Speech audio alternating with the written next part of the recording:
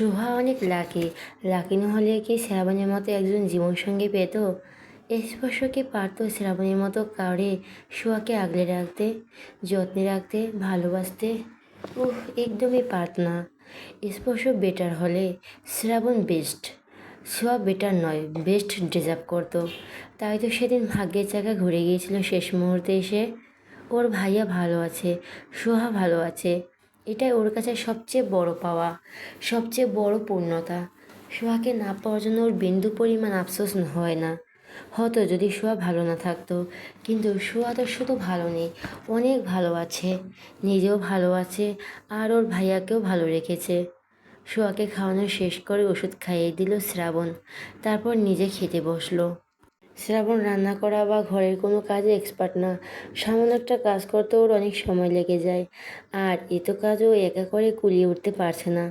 দুপুর করে এখন বিকেল, মেন 3 মগ কফি আর 1 কাপ চা বানিয়ে নিয়ে এলো ড্রয়িং রুমে। সামাদ চৌধুরীর হাতে চায়ের কাপ তুলে দিয়ে স্পর্শ আর শিয়ামের হাতে কফির মগ তুলে দিল। শ্রাবণের কফির মগটা টি টেবিলের উপর রেখে রান্নাঘরের দিকে এগিয়ে গেল রাতের খাবারে রান্না করতে। কফি ঠান্ডা হয়ে যাচ্ছে, কিন্তু শ্রাবণ রুম থেকে বের হচ্ছে না। স্পর্শ দুবার ডাকলো শ্রাবণকে, সাড়া না পেয়ে কফির মগ হাতে উঠে দাঁড়ালো রুমের দিকে আসার জন্য। বেডরুমের দরজার সামনে এসে পা থেমে গেল স্পর্শের। ভাইয়া বলে ডাক দিতে গিয়েও কণ্ঠ রোধ হয়ে এলো। দরজা হাট করে খুলে রাখায় চোখ সরাসরি সোহা আর শ্রাবণের উপর গিয়ে পড়েছে। সোহা বিছানায় বসে আছে হেডবোর্ডের সঙ্গে হেলান দিয়ে। শ্রাবণ ঝুঁকে শোয়ার উঁচু পেটের উপর হাত রেখে পেটের কাছে মুখ নামিয়ে কথা বলছে নিজের অনাগত সন্তানের সঙ্গে। কথা বলতে বলতে চুমুও খাচ্ছে।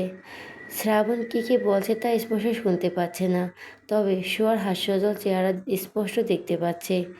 মুচকি মুচকি হাসতে হাসতে মেজো স্বরে কিছু বলল সোহা, তারপর শ্রাবণের পরিপাটি চুলের বাজে হাত বুলিয়ে দিল। দুজনকে ডিস্টার্ব না করে সোফার কাছে গিয়ে এগিয়ে এলো স্পর্শ। দুজনেরই তো সুন্দর একটা মুহূর্ত বিঘ্ন ঘটাতে চায় না স্পর্শ। শ্রাবণের কফির মগটি টেবিলের উপর রেখে নিজে বসে পড়ল সিয়ামের পাশে। সিয়াম বলল, কফি না দিয়ে ফিরে এলে কেন? ঠান্ডা হয়ে গেল তো। ঠান্ডা হয়ে গেলে আবার বানিয়ে দেবে, তুই খা তোরটা। সামাদ চৌধুরী বললেন, শ্রাবণ কী করছে? সোহার সঙ্গে কথা বলছে। তোমরা নিজেদের চা কফি শেষ করো। সোয়ার কথা মতো বড়ই কিনে নিয়ে এসেছে শ্রাবণ, কিন্তু সোয়া এই বড়ই খাবে না। শ্রাবণ হাঁ করে তাকিয়ে আছে সোয়ার মুখের দিকে। এই বড়ি খেতে কী সমস্যা, ওটা ওর মাথায় ধরছে না। গাল ফুলিয়ে বসে থাকা সোয়ার মুখের দিকে তাকিয়ে গম্ভীর গলায় বলল, বড়ি খেতে চেয়েছিস, এনে দিয়েছি, এখন এই বড়ি খেতে কিসের সমস্যা? আমি এই বড়ি খাবো না, আমি এই বড়ির কথা বলিনি। এই বড়ির কথা না বলে কোন বড়ির কথা বলেছিস? দেশি বড়ির কথা বলেছি। তোর কি মনে হচ্ছে এটা বিদেশি চাষ হয়েছে? জানি না আমি, আমি এই বড়ি খাবো না। তুমি দেশি বড়ি নিয়ে এসো, ছোট ছোট টক বড়ি। এখনই বড় বড় মিষ্টি বড়ি খা, পরে ছোট ছোট টক বড়ি এনে দিব। না, তুমি এখনই টক বড়ি এনে দিবে। আমি এই মিষ্টি বড়ি খাবো না। দেখ সোহা, জেদ করবি না। ভার্সিটির ক্লাস শেষ করে এই রোদের মধ্যে বাজারে গিয়ে ঘুরে ঘুরে তোর জন্য এত সুন্দর আর ভালো বড়ি এনেছি। এগুলো খাবি না বলছিস তো, পরে এনে দিব। এখন এগুলো খা। এখনই এনে দিবে। আমি এগুলো খাবো না মানে খাও না। আগে বলতে পারতি না টক বড়ি খাবে?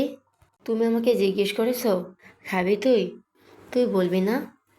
কল করে বড়ির কথা বলতে পারলি, আর কোন বড়ি খাবে এটা বলতে পারলি না? খাবো না বড়ি, লাগবে না তোমার বড়ি বলে ব্ল্যাকেট দিয়ে মাথা পর্যন্ত ঢেকে শুয়ে পড়ল সোহা। শ্রাবণের মাথায় হাত দিয়ে দাঁড়িয়ে রইল দাঁতে দাঁত চেপে। গত 1 সপ্তাহ ধরে এই মেয়ে ওর হাড় মাংস জ্বালিয়ে শেষ করে দিচ্ছে। না পারে কিছু বলতে, না পারে আর সইতে। আগে শ্রাবণ চৌধুরী হলে এতক্ষণ একটা চড় দিয়ে চোয়ালের সব দাঁত খুলে নিত। এই মেয়ের যন্ত্রণায় এখন ওর নিজের চোখ দুটোই খুলে ফেলতে ইচ্ছে করে, কান দুটো কালা বানিয়ে ফেলতে ইচ্ছে করে। চোখ দিয়ে দেখবেও না, কান দিয়ে শুনবেও না, তাহলে আর কোনো যন্ত্রণা দিতে পারবে না এই বজ্জাত মেয়ে। ধূপধাপ শব্দ করে রুম থেকে বেরিয়ে গেল শ্রাবণ। সোহা চুপচাপ শুয়ে রইল আগের মতো। ও বলছে বড়ি খাবে। শ্রাবণ জিজ্ঞেস করবে না কোন বড়ি খাবে? করলো না কেন? দোষ তো ওরই। ওর উচিত ছিল না জিজ্ঞেস করা। বদমেজাজি পুরুষ মানুষ শুধু শুধু ওর উপর রাগ দেখায়। 30 মিনিট পর রুমে ফিরে এলো শ্রাবণ। বিছানা থেকে তাকিয়ে দেখলো সোয়া বসে বসে বড়ি খাচ্ছে। কটমট করে তাকিয়ে বলল, তুই এই বড়ি খাবি না? এখন খাচ্ছিস না? আমার যেগুলো খেতে ইচ্ছে করছে তুমি সেগুলো এনে দিচ্ছ না, তাই এগুলো খাচ্ছি। শ্রাবণ আর কিছুক্ষণ কটমট করে তাকিয়ে থেকে হাতে থাকা বড়ের প্যাকেট শোয়ার কোলের উপর রাখলো। শোয়া প্যাকেট খুলে দেখলো 2 রকমের বড়ই। বড়ইগুলো দেখতে শোয়ার চোখ জুড়িয়ে গেল। মনে শান্তি লাগলো, জিভে জল চলে এলো। শ্রাবণের দিকে তাকিয়ে বলো, এত বড়ই কেন? একটা বেশি টক আর একটা কম টক। নিয়ে আসার পর আবার যেন বাহানা করতে না পারি, সেই জন্য দুটোই নিয়ে এসেছি। এতগুলো খাবো কিভাবে? সারাদিন খাবে? আগামীকাল থেকে রোজা শুরু, সারাদিন কিভাবে খাবো? একেবারে খেয়ে ফেল সব, আমাকেও খেয়ে ফেল। তোর এই যন্ত্রণা আর ভাল লাগে না, আমারও ভাল লাগে না। ধ্যাত। শ্রাবণ মেজাজ দেখে শোয়ার সামনে থেকে সরে ড্রেসিং টেবিলের সামনে এসে দাঁড়ালো। হাতের ঘড়ি খুলতে খুলতে আবার তাকালো শোয়ার দিকে। শোয়া হাতের ইশারায় শ্রাবণেরকে কাছে ডাকলো। ঘড়ি খুলে রেখে শার্টের বোতাম খুলতে খুলতে এগিয়ে এলো শোয়ার কাছে। শোয়া নিজের কলির উপর থেকে বড়ইয়ের প্যাকেট সরিয়ে রাখলো। শ্রাবণকে বসতে বলল নিজের সামনে। শ্রাবণ বসতেই শোয়ার গলা জড়িয়ে ধরলো। উচ্ছ্বাসিত কণ্ঠে বলল, তুমি অনেক ভালো বাবুরাব্বু, একদম নাটক করতে আসবি না। নাটক করছি না আমি, তুমি আসলে অনেক ভালো। ছোট বাচ্চাদের মতো মুখ দিয়ে বলে চুমু খেলো শ্রাবণের গালে। শ্রাবণ হেসে পেল শোয়ার এমন কাজে। শোয়াকে ধরে কোলের উপর শোয়ালো। এলোমেলো চুলগুলো মুখের উপর থেকে সরিয়ে দিতে দিতে বলল, বজ্জাত হয়েছিস কবে থেকে? তোমার আশকারা পাই জবে থেকে। কি বললি? কিছু না। বিড়বিড় করে বলায় শ্রাবণ শুনতে পায়নি শোয়ার বলা কথাগুলো। শোয়া শ্রাবণের দুগালে দুটো চুমু খেয়ে সরে এলো ওর কাছ থেকে। পুনরায় আগের জায়গায় বসে মিষ্টি বড়ি খেতে শুরু করলো। শ্রাবণের গায়ের শার্ট খুলে ফেললো। শোয়া শ্রাবণের মুখের দিকে তাকিয়ে আদুরে গলায় বলল, ও বাবুরাব্বু, কটা টক বড়ি ধুয়ে এনে দাও না। শ্রাবণ হাত বাড়িয়ে বড়ির প্যাকেট হাতে নিয়ে বসা থেকে উঠে দাঁড়িয়ে বলল, এই কয়দিনে তো অলস হয়েছে যে এক গ্লাস পানি ভরে খেতেও তোর ইচ্ছে করে না। শোয়া বলল না কিছু। আসলে এখন অলস হয়ে গেছে, কিছু করতে ইচ্ছে করে না। শ্রাবণ রুম থেকে বের হতে হতে বিড়বিড় করে বলল, আমার তো ধৈর্য হলো কিভাবে? নিজের ধৈর্য দেখে নিজেরই অবাক লাগে। আসরের নামাজ আদায় করে বাবুর জন্য কাঁথা সেলাই করতে বিছানায় উঠে সেচ দিয়ে বসলো শোয়া। বেশ কয়েকটা সেলাই করা হয়ে গেছে। শ্রাবণ ভার্সিটিতে চলে গেল একা একা বসে থাকতেও, তাই সে সময়টুকুতে একটু একটু করে সেলাই করতো। মাঝে ডানটিকে দিয়ে প্রয়োজনীয় সব কিছু আনিয়ে নিয়েছিল, আর সেলাই করা ইউটিউব থেকে শিখেছে। বাবুর কাঁথা লাগবে, ওটাও ইউটিউবের একটা ভিডিও দেখে মাথায় এসেছিল। তারপরে নিজ হাতে সেলাই করা ভূত ভর করে। মাছের কাটা ফোটার পর আর কাঁথা সেলাই করেনি ও এ কদিনে। আজকে সেলাই করার ইচ্ছে জেগেছে। কপির মগ হাতে নিয়ে রুমে প্রবেশ করলো শ্রাবণ। সে রীতি খাওয়ার জন্য মাঝের ডানটি রান্না করেছেন এখন। সুই সুতা দিয়ে শোয়াকে কিছু সেলাই করতে দেখে কপাল কুঁচকে এগিয়ে এলো কাছে।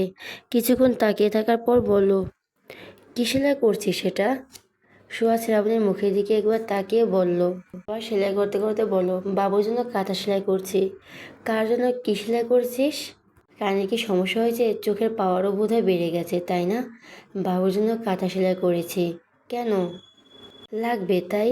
শ্রাবণ শোয়ার পাশে বসলো। বাম হাতের ছোট কাঁথাটা নেড়ে ছেড়ে দেখলো সুন্দর ডিজাইন করে ফুল তুলেছে। কফি খেতে খেতে শোয়ার সেলাই করা দেখতে লাগলো। কতদিন ধরে সেলাই করিস? অনেক দিন। কটা সেলাই করা হয়েছে? 6টা বা 7টা। এতগুলো? কোথায় সেগুলো? কাবার্ডে। এতগুলো আমার নজরে পড়েনি কেন? তুমি দেখোনি তাই? শ্রাবণ বিছানা ছেড়ে নেমে কাবার্ডের কাছে এগিয়ে এলো। ভেতর থেকে বের করলো 7টা কাঁথা। সবগুলোর কালার ভিন্ন, নকশি ভিন্ন। সবগুলো নিয়ে বিছানার কাছে এগিয়ে এলো। বাজ করে দেখলো ভালোভাবে। বের কর, কোলে নিব। কি বের করবো? বাবুকে। বিস্ময় নিয়ে কিছুক্ষণ তাকিয়ে রইলো শোভা। নিজের উঁচু পেটের দিকে তাকিয়ে আবার শ্রাবণের মুখের দিকে তাকালো। তারপর বলল, এসো বের করো তুমি। সময় যায় না কেন? কবে হবে?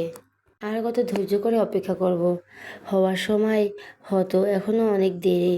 উল্টোপাল্টা কথা না বলে কাঁথা যেখান থেকে এনেছো সেখানেই রেখে দিয়ে আসো। শ্রাবণ একটি কাঁথা শোয়ার পেটের উপর রাখলো। পেটের দুপাশে 2 হাত রেখে বলল, আব্বু দ্রুত চলে এসো তো। আর ভাল লাগে না। শুয়া বিড়বিড় করে বলল, বাবু হওয়ার পর বলবি।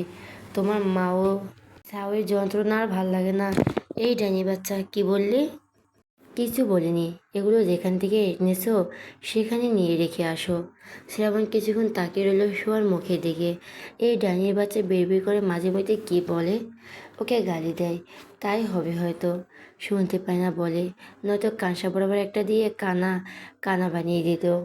ছোট ছোট কাঁথাগুলো ভাঁজ করে আগের জায়গায় রেখে এলো। বিছানায় উঠে বসলো, শোয়ার গা ঘেঁষে। শোয়ার একবার তাকালো শ্রাবণের মুখের দিকে, তারপর পুনরায় সেলাই করে মনোযোগ দিল। শ্রাবণ মনোযোগ সহকারে আরও কিছুক্ষণ দেখলো কিভাবে সেলাই করতে হয়। শোয়ার হাত থেকে টেনে নিয়ে নিল কাঁথার সুই। সোয়া ভীষণ বিরক্ত হলো শ্রাবণের এই কাজে। কপালে কয়েক ভাঁজ ফেলে বলল, কি হয়েছে, এভাবে কাঁথা টেনে নিলে কেন? দাও, সেলাই করব। শ্রাবণ গম্ভীর গলায় বলল, আমি সেলাই করব? কি, তুমি সেলাই করবে? সেলাই করতে পারো তুমি? শ্রাবণ চৌধুরী পারে না এমন কোনো কাজ নেই। কথা না বলে চুপচাপ দেখ শুধু। শ্রাবণ চৌধুরী পারে না এমন অনেক কাজই আছে। শ্রাবণ কটমট করে তাকায় শোয়ার মুখের দিকে। শোয়া মিনমিন করে বলল, কাঁথাটা দাও এদিকে। কাঁথা সেলাই করে তোকে দেখিয়ে দেবো শ্রাবণ চৌধুরীও পারে। পারতে হবে না, রেস্ট করো তুমি। কাঁথাটা দাও এখন আমার কাছে। শ্রাবণ বলল না কিছু, কাঁথাও দিল না। কাঁথা ঠিকঠাক মতো ধরে সুই গাঁথলো আর সঙ্গে সঙ্গেই আহ শব্দ উচ্চারণ করে কাঁথা ফেলে দিয়ে বাম হাত ঝাঁকাতে শুরু করলো। শোয়া বিছানার হাতটা ধরে সম্মুখে স্থির করলো। কাঁথা সেলাই করতে গিয়ে নিজেরই আঙুলে সুই ফুটিয়ে দিয়েছে। আঙুলের ডগা থেকে রক্ত বের হচ্ছে। শ্রাবণের হাতে রক্ত দেখে শোয়ার কষ্ট লাগবে, আর লাগার বদলে ভীষণ হাসি পাচ্ছে। ফিক করে হেসে বলল, তা সেলাই করতে হতো, তোমার হাত নয়। শ্রাবণ দাঁতে দাঁত চেপে বলল, মজা করছিস আমার সঙ্গে? শোয়া দুদিকে মাথা নেড়ে টিস্যু পেপার দিয়ে আঙুলের রক্ত মুছে চেপে ধরে রইল। শ্রাবণ জোর করে শোয়ার হাত থেকে নিজের হাত ছাড়িয়ে নিল। আঙুলের দিকে তাকিয়ে দেখলো আবার রক্ত বের হচ্ছে। শোয়া টিস্যু পেপার দিয়ে পুনরায় চেপে ধরলো। কি ভোর জোরেই না সুইটা ফুটিয়েছিল আঙুলে।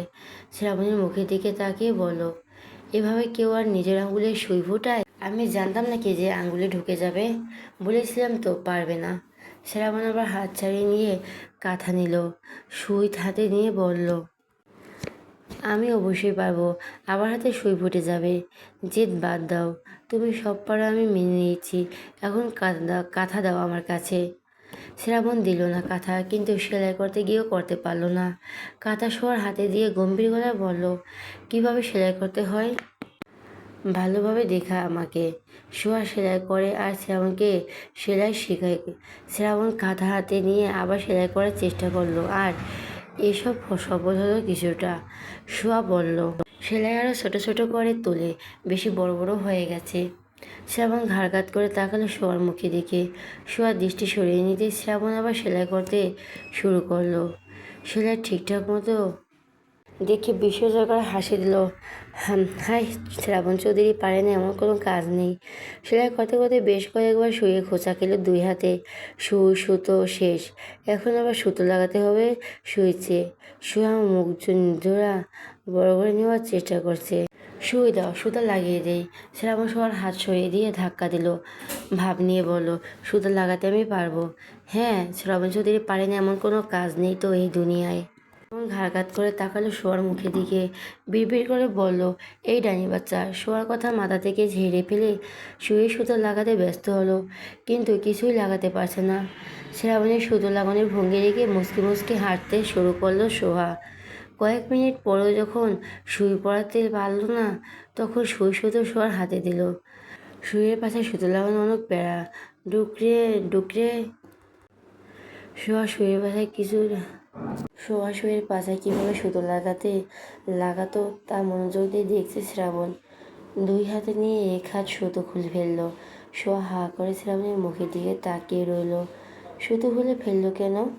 সুতো খুলে ফেললো শ্রাবণ নিজে আবার লাগানোর চেষ্টা করলো, আর এবার সফল হয়েছে। শোয়ার বিস্মিত চেহারা দিক তাকিয়ে বিস্তর হাসলো। রাতের খাবার খেয়ে বিছানায় বসে বসে লবণ দিয়ে বড়ি খাচ্ছে সোহা। ওর পাশে শুয়ে শুয়ে ওর বন্ধুদের সঙ্গে হোয়াটসঅ্যাপে গ্রুপ চ্যাটিং করছে শ্রাবণ। সোহা একটা বড়ি শ্রাবণের মুখের সামনে ধরে বলল, হা করো।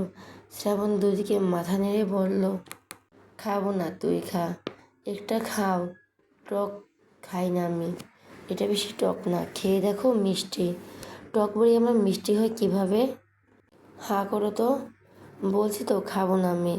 সোয়া গাল ফুলিয়ে আবার বড়ি খেতে শুরু করলো। শ্রাবণ তাকিয়ে রইল সোয়ার ফোলা ফোলা গালের দিকে। সোয়া আবার তাকালো শ্রাবণের দিকে। শ্রাবণকে নিজের দিকে তাকিয়ে থাকতে দেখে আবার একটা বড়ি নিয়ে বলল, একটা খাও, দেখো সত্যিই টক না। শ্রাবণ বড়িটা হাতে নিল, কামড় দিয়ে একটু মুখে নিল। আসলে তো তেমন একটা টক না যতটা শ্রাবণ ভেবেছিল। মিষ্টি মিষ্টি লাগছে, খেতেও বেশ মজা। পুরোটা মুখে পুরে আবার চ্যাটিং করায় ব্যস্ত হলো। কিছুক্ষণ পর আর একটা বড়ি শ্রাবণের মুখের সামনে ধরলো। শ্রাবণ বিনা বাক্যে হাঁ করে বড়িটা মুখে নিল। সোয়া নিজেই বড়ি খেতে খেতে শ্রাবণকে বেশ কয়েকটা খাওয়ালো। লাস্ট একটা বড়ি শ্রাবণের মুখে পুরে দিয়ে সোয়া বিছানা থেকে নেমে যায় দ্রুত। দুবার চিবিয়ে লাফিয়ে শোয়া থেকে উঠল শ্রাবণ। মুখে বড়ি দ্রুত ফুলে ফেলে দিয়ে থু থু করে। রেগে শোয়ার দিকে তাকিয়ে বলে, এই ডাইনি বাচ্চা, আমার সঙ্গে বাটপাড়ি, কত বড় কলিজা তোর! তুই আমার সামনে বসে আমার সঙ্গে বাটপাড়ি করলি? শোয়া দূরে দাঁড়িয়ে মিটি মিটি হাসছে। বড়িটা যা টক ছিল, কামড় দিতেই শোয়া শরীর ঝাঁকি দিয়ে উঠেছিল। পরে মাথায় দুষ্টু বুদ্ধি চাপে আর বড়িটা শ্রাবণের মুখে পড়ে দিল। শ্রাবণের দাঁত শিরশির করছে, গা ঝাঁকি দিয়েছে এখনো। অগ্নিশর্মা হয়ে শোয়ার মুখের দিকে তাকিয়ে রইল। কি বজ্জাত মেয়ে, লজ্জের মতো দাঁত বের করে হাসছে এখনো। ইচ্ছে করছে ছুটে গিয়ে ঠাস করে একটা লাগিয়ে দিতে। আঙুল তুলে দাঁতের দাঁত চেপে বলল, তোকে তো পরে দেখে নিব। পরে দেখবে কেন, এখনই ভালোভাবে দেখে নাও। শ্রাবণ বিছানা ছেড়ে হাত তুলে তেড়ে এলো শোয়াকে মারার জন্য। শোয়া ভয় পেয়ে সামনে দু হাত দিয়ে বাধা দেওয়ার মতো ধরে মাথায় একদিক হেলিয়ে চোখ খিচে বন্ধ করে। শ্রাবণ বাম হাতটা শোয়ার উঁচু করে রাখা হাত দুটোর ধরে ডান হাতটা গালে বোলাতে বোলাতে বলল, এখন যদি এখানে একটা লাগাই তাহলে কেমন হবে? শোয়া ভয়াক্ত দৃষ্টিতে তাকালো শ্রাবণের দিকে। ভয় জড়ানো গলায় কাঁদো কাঁদো করে বলল, খুব ব্যথা পাবো তাহলে। তাহলে রাগাস কেন? আমি কি জানতাম নাকি তুমি এত রেগে যাবে? জানতি না? সোয়া দুদিকে মাথা নাড়ল। শ্রাবণের রাগি চেহারা দেখে চোখ দুটো পানিতে টইটুম্বুর হয়ে উঠেছে। শ্রাবণ সোয়ার হাত থেকে প্লেটটা নিয়ে বলল, যা ঘুমা। সোয়া ফ্রেশ হয়ে এসে শুয়ে পড়ল, একটা বাক্য উচ্চারণ করলো না। শ্রাবণ লাইট অফ করে নিজেও শুয়ে পড়ল। সোয়া আজ আসলো না শ্রাবণের বুকে, দূরেই শুয়ে রইল উল্টো ফিরে। শ্রাবণ নিজেও সোয়াকে জড়িয়ে ধরল না, মাঝখান দূরত্ব বজায় রেখে শুয়েছে। শুয়ে ফোন হাতে তুলে নিয়েছে। বেশ কিছুক্ষণ পর শোয়ার ফোঁপানোর আওয়াজ পেল শ্রাবণ। ফোনের স্ক্রিন থেকে চোখ সরিয়ে শোয়ার দিকে তাকালো। শোয়া আগের মতো উল্টো ফিরে শুয়ে আছে। হাত বেরিয়ে শোয়ার মাথায় হাত রেখে বলল, এই ডেনি বাচ্চা, কি হয়েছে? শোয়া কথা বলো না, ফোঁপানোর আওয়াজ কমে গেছে। শ্রাবণ তাকিয়ে রইল আগের মতো। মিনিট পেরোনোর আগে শোয়া ডুকরে কেঁদে উঠল। শ্রাবণ হাত থেকে ফোন রেখে শোয়ার কাছে এগিয়ে এলো। সোয়াকে জোর করে নিজের দিকে ফেরালো। চোখের পানি মুছিয়ে দিতে দিতে বলল, কাঁদছিস কেন, কি হয়েছে? সোয়াও কাঁদতে কাঁদতে বলল, বকা দিয়েছ আর জড়িয়ে ধরনি, আর বকা দিয়ে আদর করনি। অন্যদিন তো নিজে থেকে বুকে চলে আসিস, আজ আসলি না কেন? রাগ করেছি তোমার সঙ্গে। কেন? বকা দিয়েছ তাই? শ্রাবণ জড়িয়ে ধরলো, আদর করলো, মাথায় হাত বুলিয়ে বলল, কান্নাকাটি বাদ দিয়ে ঘুমায় এখন। দিন দিন নাটক বেরিয়ে চলছে। শোয়া নাক টানতে টানতে নিশ্চুপ হয়ে গেল। শ্রাবণের বুকে উষ্ণ ও মেঘ ঘুমের দেশে পাড়ি জমালো। সেই সময় শ্রাবণকে ঘুম থেকে জাগালো সোহা। শ্রাবণ চোখ বন্ধ রেখে ঘুম জড়ানো গলায় বলল, কি হয়েছে, ডাকছিস কেন? সেই সময় হয়েছে, ওঠো। আমি উঠে কি করব? সেরই খাবে। রোজা রাখি না আমি, তুই গিয়ে খা। আগে রাখুনি কিন্তু এখন থেকে রাখবি, ওঠো, সময় পেরিয়ে যাচ্ছে। জ্বালাস না তো, ঘুমাতে দে। আমি একা একা খাবো না, তুমি ওঠো, আমার সঙ্গে খাবে। না খেলে ঘুমা। না খেলে রোজা রাখবো কিন্তু তাহলে? শ্রাবণ চোখ মেলে তাকায়। সোয়া ওর হাত ধরে টেনে তোলার চেষ্টা করে বলল, আরে ওঠো তো, নামাজ পড়ে না, রোজা রাখে না, সারাদিন শয়তানের মতো টোটো করে ঘুরে বেড়ায়। শ্রাবণ শোয়া থেকে উঠে বসে অগ্নিদৃষ্টি নিক্ষেপ করলো শোয়ার দিকে। রাগী গলায় বলল, আমি সারাদিন শয়তানের মতো টোটো করে ঘুরে বেড়াই? নামাজ তো পড়ো না, আবার রোজাও রাখবে না বলছো। আমি না পড়লে না রাখলে তোর কি? অনেক কিছু। নামাজ পড়ে বড় আম্মুর জন্য দুরাকাত করতে পারো, আমার জন্য না করলেও বাবুর সুস্থতার জন্য করতে পারো, নিজের জন্য করতে পারো। এত বড় মানুষ অথচ আজ অব্দি একটা রোজা রাখুনি। নামাজ পড়ছো কদিন বলো তো? কদিন ধরে নামাজ পড়ে নিজেকে কি ভাবিস? কদিন ধরো না, অনেকদিন ধরে পড়ি। এখন ওঠো, সময় চলে যাচ্ছে। আগে যা করেছি করেছো, সেসব বাদ। এখন থেকে নিজেকে পরিবর্তন করব। দাদা ভাই কি বলছে মনে নেই? ওঠো না। শ্রাবণ বিছানা ছেড়ে নেমে দাঁড়ায়। শোয়ার মুখে দিকে কিছুক্ষণ তাকিয়ে থেকে ওয়াশরুমে প্রবেশ করলো। সিঁড়ি খাওয়া শেষ হতেই শ্রাবণকে জোর করে পাঞ্জাবি পায়জামা পরিয়ে মসজিদে পাঠালো সোহা।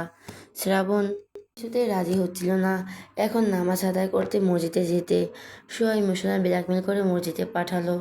নিজে উজু করে এসে জায়নামাজ বিছালো নামাজ আদায় করতে। চৌধুরী বাড়িতে থাকতে নামাজ কালাম পড়তো না সোহা, তবে রমজান মাসে রোজা রাখতো ঠিকই। গত 2 মাস ধরে নামাজ আদায় করে ধরেছে, তবে মাঝে মধ্যেই ছেড়ে দিত। গত কয়েকদিন ধরে এক ওয়াক্তও নামাজ ছাড়ে না। শ্রাবণকে নামাজ আদায় করতে বললেও শ্রাবণ পড়ে না, আগ্রহ দেখায় না, সবসময় এড়িয়ে যায়।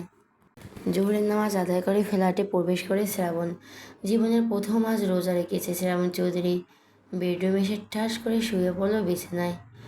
ওকে রোজাকে ধরেছে, গলা শুকিয়ে কাঠ, পেটের ভিতর গুড়গুড় করছে, মেজাজ খিটখিটে হয়ে রয়েছে, কিন্তু ভালো লাগছে না। সোহা শ্রাবণের কাছে এগিয়ে এলো। শ্রাবণের শুকনো মুখের দিকে তাকিয়ে বলল, কি হয়েছে? এভাবে শুয়ে পড়লে কেন? শ্রাবণ চোখ মেলে তাকালো, খিটখিটে মেজাজ নিয়ে বলল, খিদে পেয়েছে, গলা শুকিয়ে গেছে, খাবো আমি। রোজা রেখে কিসের খাই খাই? রোজা আমি রেখেছি, তুই জোর করে রাখিস নে। খিদে পেয়েছে আমার, খাবো। এমনিতে তো না খেয়ে থাকতে পারো, আজ এমন খাই খাই করছো কেন? না খেয়ে কোথায় থাকি? খাবার না খেলেও পানি খাই, সিগারেট খাই, কফি খাই, তাছাড়া আরও কত কিছু খাই। খিদে পেয়েছে আমার। ঘুমাও, ঘুম ভেঙে দেখবি বিকেল হয়ে গেছে। তুই গিয়ে খাবার খা। না খেলে থেকে বাবুর বা তোর কিছু হলে খবর আছে তোর। কী হবে? ডাক্তার তো বলেছেন কোনো সমস্যা নেই আমার, রোজা রাখতে পারবো। বলিসই তো বেশি বেশি। খারাপ লাগলে রোজা ভেঙে ফেলবো। শ্রাবণ একটা বালিশ বুকের উপর তুলে জড়িয়ে ধরলো। চোখ বন্ধ করে বলল, আমার খিদে পেয়েছে। গান শুরু করেছে, খিদে পেয়েছে, খিদে পেয়েছে, খিদে পেয়েছে। না করে তাসবিহ পাঠ করো, সারব হবে। শ্রাবণ কটমট করে তাকায় শোয়ার মুখের দিকে। এই ডাইনির বাচ্চাকে জীবনে এনে লাভ হলো নাকি লস হলো? হিসাব মিলছে না শ্রাবণের। এই ডাইনির বাচ্চা, তোর কলিজা কত বড়! তুই আমার ফ্ল্যাটে থাকিস, আমার টাকায় খাস, আমার টাকায় পড়িস, আর আমাদের না খাইয়ে রেখেছিস সারাদিন ধরে। আবার আমাকে ফ্ল্যাট থেকে আমাকে ঠেলে বের করে দিচ্ছিস এখন। তোর তো সাহস কম না রে? সোয়া শ্রাবণকে ঠেলে দরজা থেকে বের করে দিতে দিতে বলল, কিছু তোমার, সেসব কিছু আমার। এখন যাও, নামাজ আদায় করে এসো। শ্রাবণের মুখের উপর দরজা লাগিয়ে দিল সোহা। শ্রাবণ হাঁ করে বন্ধ দরজার দিকে তাকিয়ে রইল কিছুক্ষণ। এই ডাইনি বাচ্চার সাহস দিন দিন বেড়ে চলছে। ওর ফ্ল্যাট থেকে ওকেই বের করে দিল এইভাবে। রাগে গজগজ করতে করতে লিফটের দিকে এড়ে গেল। ভাল লাগে না, কিচ্ছু ভাল লাগে না। মাঝে টানতে ইফতারে সব কিছু রেডি করে দিয়ে চলে গেছেন আধা ঘন্টা আগেই। শ্রাবণ কিছুক্ষণ আগে ফ্ল্যাটে ফিরেছে। সোয়া ওকে ধরে টেনে নিয়ে ডাইনিং টেবিলের কাছে এগিয়ে এলো। শ্রাবণ একটা চেয়ারে টেনে ধপ করে বসে পড়ল। সোয়া শ্রাবণের পাশে চেয়ারটায় বসলো। ফোনের স্ক্রিনে তাকিয়ে দেখলো আর 5 মিনিট আছে। শ্রাবণ টেবিলের উপর রাখা সব খাবারের উপর নজর বোলাচ্ছে। তার মনে হচ্ছে এইসব খাবার সে একাই খেয়ে সাবার করে দেবে। এইটুকু শরবত দিয়ে তো ওরই হবে না, বরং কম পড়বে। সোহা শ্রাবণের মুখের দিকে তাকিয়ে বলো, দুয়া করো। শ্রাবণ ঘাড় কাত করে তাকালো সোহার মুখের দিকে। ঘাড় সোজা করে 2 হাত তুলে ধরলো সম্মুখে। শ্রাবণকে এমন করতে দেখে সোহা মুচকে হাসলো। অপেক্ষায় অবসান ঘটিয়ে মাইকে মাগরিবের আজান হলো। দুজন একসঙ্গে খেজুর আর ইফতার শুরু করলো। শ্রাবণ নিজে খাওয়ার পাশাপাশি নিজে হাতে তুলে সোয়াকে খাইয়ে অনেক কিছু। সোয়া নিজেও খাইয়ে দিয়েছে শ্রাবণকে। খাওয়া শেষ করে শ্রাবণ টেবিলের উপর নজর বুলিয়ে বিস্ময় নিয়ে বলে, কী খেলাম, খাবার যেমন তেমনই তো রয়েছে, অথচ পেট ফেটে যাওয়ার মতো অবস্থা হয়ে গেছে। পানি আর শরবত খেয়ে তো অর্ধেক পেট ভরিয়েছ। তারাবি নামাজ আদায় করে এসে আবার খাবে। এখন যাও, মাগরিবের নামাজ আদায় করে এসো। শ্রাবণ দুদিকে মাথা নেড়ে বলো, আমি এখন রুমে যাব, ঠাস করে শুয়ে পড়বো, তারপর আর কিছু জানি না। Don't disturb me, okay? Okay. Shraban chair ছেড়ে উঠে বেডরুমের দিকে আগায়। শুয়া তার হাত টেনে ধরে দাঁড়ায়। জোর গলায় বলো, কোনো শোয়ও নেই এখন। মাগরিবের নামাজ আদায় এসে শোবে।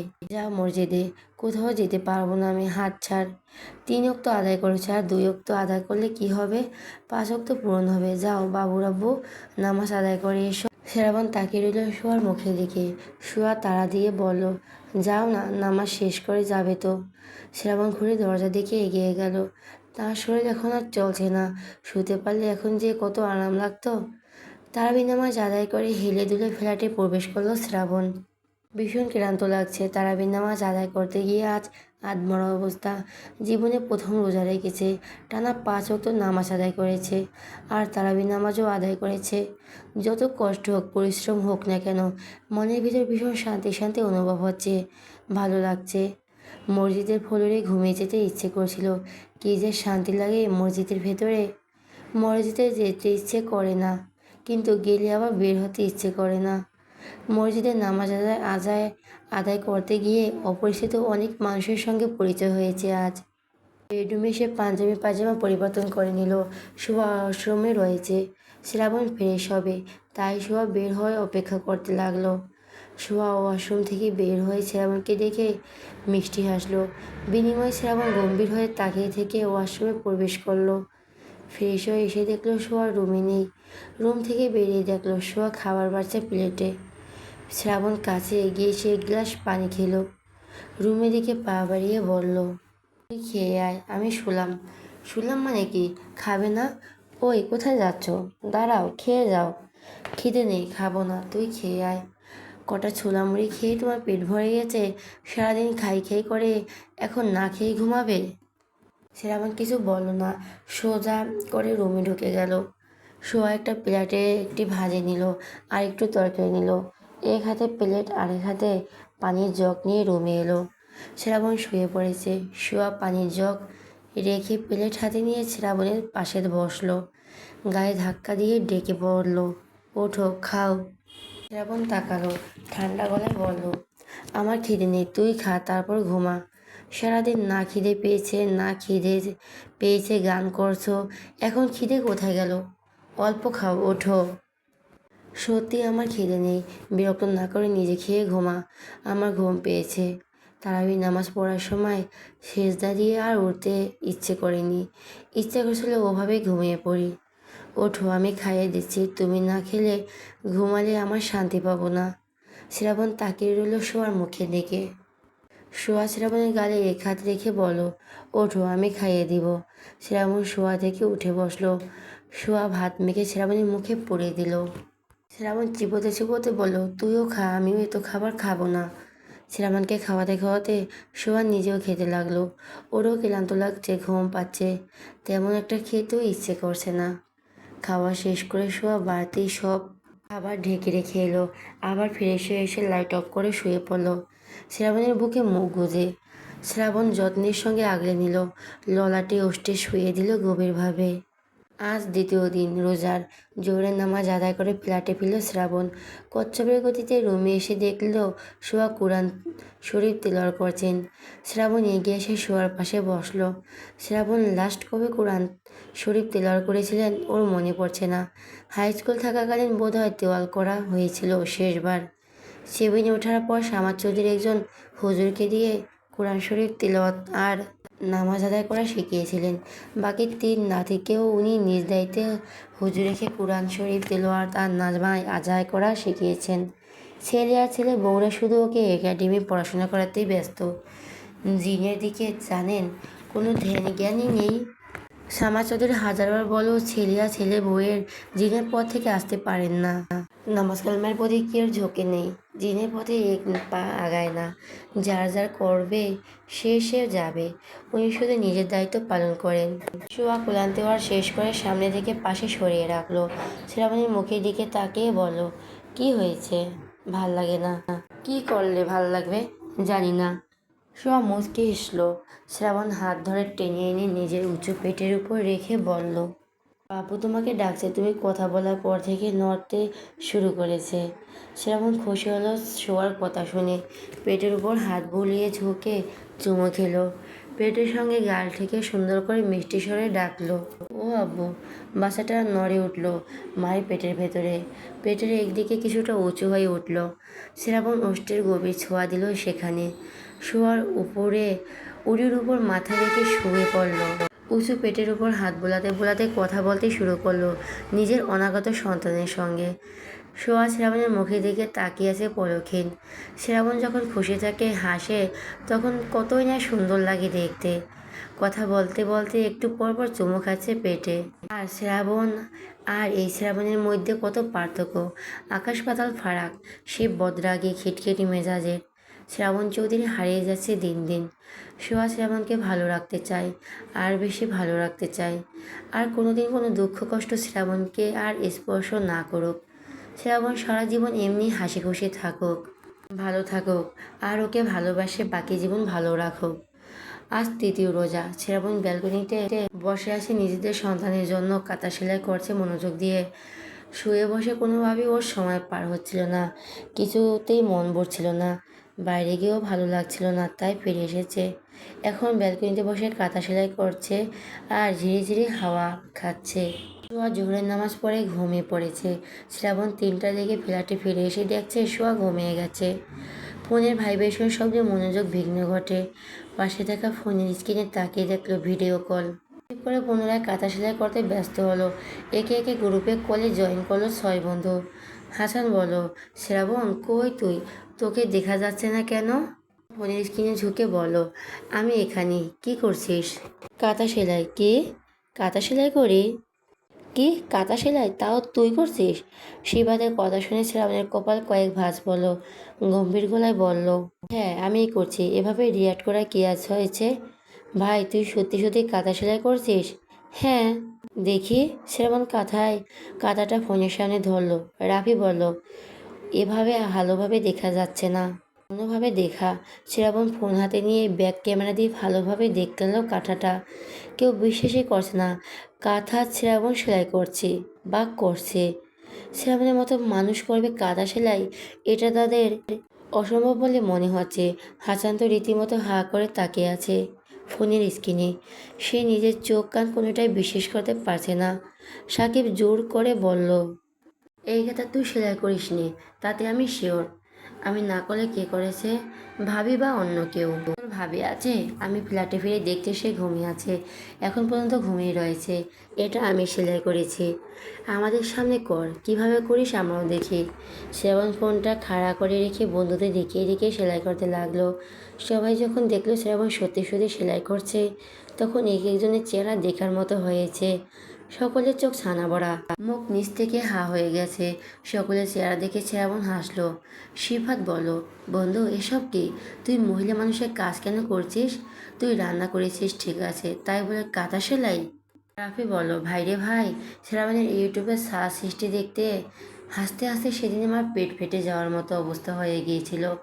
সাধারণত মানুষ সার্চ দেখে শিং মাছ কাটার নিয়ম বা পদ্ধতি, আর শ্রাবণ লিখে সার্চ দিয়েছিল শিং মাছ কাটার রেসিপি। রাফির কথা শুনে বাকি 4জন হা হা করে হেসে উঠল। সঙ্গে রাফি নিজেও শ্রাবণের গম্ভীর গলার বলল, আমি যাই লিখে সার্চ দিই না কেন, সঠিক ভিডিওই তো সামনে এসেছিল। সাকিব বলো, পেঁয়াজ কীভাবে কাটবো এটাও ইউটিউব লিখে ভিডিও দেখে কেটেছে। ধনেপাতা কতটুকু সাইজ করে কাটবে এটাও ভিডিও দেখে কেটেছে। রাফি আবার বলো, ভাইরে ভাই, শ্রাবণের সার্চ লিস্টের কথা স্মরণ হলে আমার এখন কি যে হাসি পায়। শ্রাবণ ভাই, তুই বিয়ে করে কি থেকে কি হয়ে গেলি? শ্রাবণ আগে চেয়েও গম্ভীর হয়ে বলল, কি হয়েছে? শ্রীপাদ ফট করে বলল, বউ পাগল হয়ে গেছিস। বলেছিলি বিয়ে জীবনে করবি না, কিন্তু সবার আগে তুই বিয়ে করেছিস। বলেছিলি জীবনে বউকে ছুবি না, অথচ কিছুদিন পরে তোর ছেলে আমাদের কোলে মরবে। আগে থেকে আগে তোকে ঠেলে ঠুলে ফ্ল্যাটে পাঠানো যেত না, অথচ এখন তুই ফ্ল্যাট থেকে বের হতে চাস না। হলেও তোর মন আর আত্মা ফ্ল্যাটেই রেখে আসিস। বাড়ি এসে ছটফট করতে করতে কিছুক্ষণ পরে আবার ফ্ল্যাটে ফিরে যাস। কেন এমন করিস? কারণ ওখানে তোর বউ আছে। আর বউয়ের জন্য কেন এমন করিস? কারণ তুই এখন বউ পাগল। শ্রাবণ কিছু না বলে কল কেটে দিল। ওকে বউ পাগল বলো। ও বউ পাগল রোজা রেখেছে, তাই বোকা দিতে পারলো না। দাঁতে দাঁত চেপে কাঁথা সেলাই করতে মনোযোগী হলো।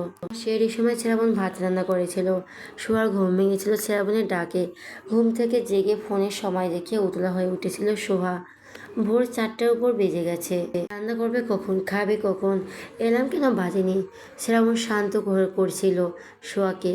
এলোমেলো চুলগুলো ঠিক করে দিতে দিতে বলল, এত উতলা হচ্ছিস কেন, শান্ত হ। এলাম আমি বন্ধ করে রেখে গিয়েছিলাম। রান্না করেছি, টেবিলও সাজিয়েছি, তুই ফ্রেশ হয়ে আয়, খাবো। বিস্মিত হয়ে কিছুক্ষণ তাকিয়েছিল শ্রাবণীর মুখের দিকে। রাতের ঘটনা স্মরণ করে মুচকি আসলো সোহা। চুল থেকে টাওয়াল খুলে মেলে দিয়ে ব্যালকনি থেকে রুমে ফিরে এলো। 12:30 বেজে গেছে। শ্রাবণ কোথায় গেছে, ফিরছে না কেন এখনো? শ্রাবণ ফ্ল্যাটে পেল। একটা কাজে বেরিয়েছিল সকাল 8টায়। রুমে না গিয়ে প্রথমে এলো রান্নাঘরে। ফ্রিজ খুলে একটা 1 লিটারের পানির বোতল বের করলো। সিপি খুলে অর্ধেকের বেশি পানি খেয়ে বোতলটা আবার ফ্রিজে রেখে বেডরুমে এলো। শ্রাবণকে দেখে সোয়া বসা থেকে উঠে দাঁড়ালো। কাছে এগিয়ে এসে বলল, কোথায় গিয়েছিলে? একটা কাজ ছিল। রোজা রেখে এই রোদের মধ্যে কিসের কাজ করতে গিয়েছো? সোহা। শ্রাবণের এমন ডাক শুনে হকচকে গেল সোহা। উদ্বিগ্ন হয়ে বলল, কি হয়েছে? সর্বনাশ হয়ে গেছে। কি করলাম? আরে কি হয়েছে বলবে তো, এমন করছো কেন? আমি যে রোজা রেখেছি সেটা ভুলে গিয়েছিলাম। বাইরে থেকে এসে 1/2 লিটারের বেশি পানি খেয়ে ফেলেছি মনের ভুলে। হ্যাঁ, এখন কি হবে? আমার রোজা কিচ্ছু হবে না। মনের ভুলে খেলে রোজা ভাঙে না। মনের ভুলে খেলে রোজা ভাঙে না। না। সে তোকে দাদা ভাই, তারপর অনেক হুজুরের কাছেও শুনেছি। আমার কথা বিশ্বাস না হলে ইউটিউবে দেখো। শ্রাবণ প্যান্টের পকেট থেকে ফোন বের করে ইউটিউব ওপেন করলো। কয়েকজন বড় বড় হুজুরের বক্তব্য শুনলো। কলিজাটা ঠান্ডা হলো। ফোন রেখে টাওয়াল হাতে ওয়াশরুমে প্রবেশ করলো দ্রুত। নামাজের সময় হয়ে এসেছে। মাজেদা আন্টি রান্না করছেন। শ্রাবণ রান্নাঘরে প্রবেশ করলো। আন্টির দিকে তাকিয়ে বলল, আন্টি আমি আজকে আপনার রান্নার সাহায্য করব। মাজেদা আন্টি অবাক হয়ে তাকালেন শ্রাবণীর দিকে। শ্রাবণ বললেন, কি করতে হবে আন্টি? কিচ্ছু করতে হবে না বাবা, তুমি গিয়ে বিশ্রাম নাও। অনেক বিশ্রাম নিয়েছি। এই ডাল কি করবেন? বড়া ভাজবো। এভাবেই? না, ব্লেন্ডারে ব্লেন্ড করতে হবে আগে। আচ্ছা, তাহলে আমি ব্লেন্ড করে দিচ্ছি। ব্লেন্ড কোথায়? তোমাকে করতে হবে না, আমি করে নিব। রোজ তো আপনিই করেন। আজ না হয় আমি একটু করি। বলুন ব্লেন্ডার কোথায়? ওই তো ওখানে। শ্রাবণ ব্লেন্ডার হাতে নিয়ে বলল, এটার লাইন কোথায় লাগাবো? মাজেদা আন্টি হাত দিয়ে দেখিয়ে দিলেন। শ্রাবণ ব্লেন্ডারে প্লাগ ইন করে ডালের বাটি হাতে নিয়ে বলল, ডাল ধুতে হবে। হ্যাঁ। শ্রাবণ ডালগুলো ভালোভাবে ধুয়ে নিল। ধোয়া শেষে ব্লেন্ডারে দিয়ে ব্লেন্ড অন করতেই ভয় পেয়ে ব্লেন্ডার ছেড়ে বলে লাফিয়ে পিছিয়ে গেল কয়েক হাত। ওকে ওভাবে ভয় পেতে আর লাফিয়ে সরে যেতে দেখে শোয়ার মাঝে ডান্ডি হা হা করে হেসে উঠলেন।